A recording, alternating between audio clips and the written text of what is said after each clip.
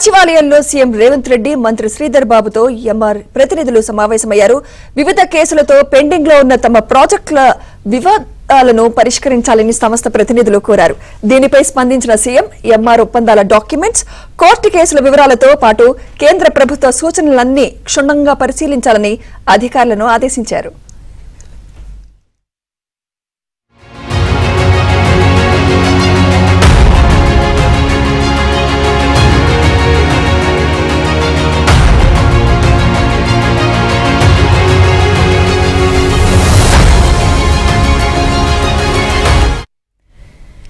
ఇక 2015లో అప్పటి ప్రభుత్వం ఏర్పాటు చేసిన కమిటీకి అదనంగా న్యాయ నిపుణులతో కూడిన కమిటీ ఏర్పాటు చేయాలని సీఎం ఆదేశించారు.